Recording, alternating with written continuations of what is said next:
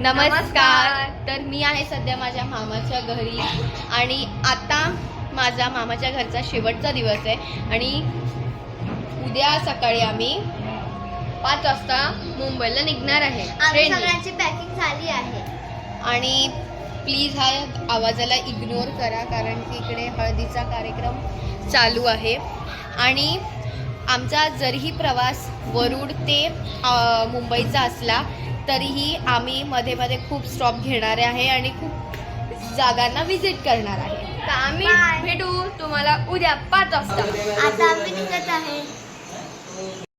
तर फायनली आम्ही आमच्या बॅगा घेऊन वरुड ऑरेंज सिटीच्या रेल्वे स्टेशनवर पोहोचलो आणि खूप सकाळ होती कारण की 5 वाजताच आम्ही निघालो होतो पहाटे आणि मामा आणि पप्पा यायचे होते तेव्हापर्यंत आम्ही मग म्हटलं काय करायचं होतं आम्ही ब्लॉग शूट करत बसलो.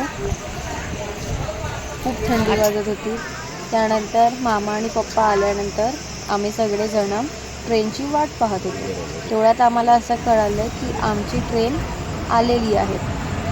त्यानंतर आम्ही सगळ्या बॅग्स घेतल्या आणि ट्रेनमध्ये चढायला लागलो आणि आम्ही वरुड सोडून चाललो होतो म्हणजे लास्ट डे होता आमचा वरुडमधला. त्यानंतर आम्ही काही फोटोज क्लिक केले जे तुम्ही बघू शकता आणि त्यानंतर आमची जर्नी इथून स्टार्ट झाली.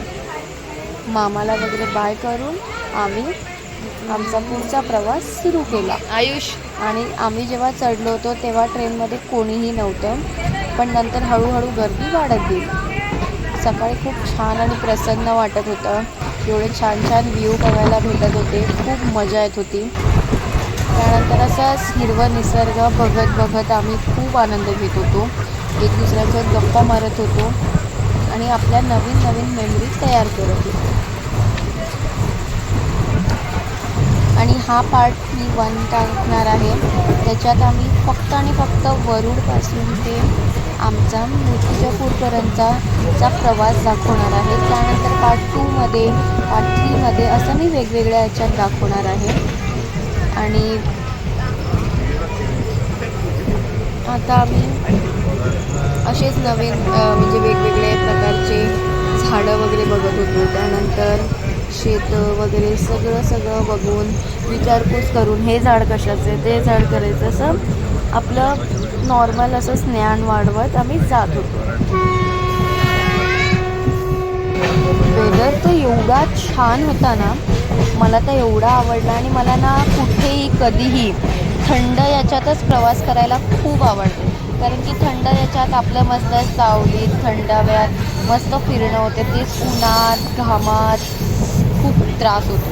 त्यानंतर असंच बघता आमचे खूप स्टेशन गेले पण आम्ही नंतर असंच म्हटलं एक शूट करायचं म्हणून तर आम्ही शेवटी पोचलो होतो आमच्या एका स्टेशनवर आणि ते स्टेशनच्या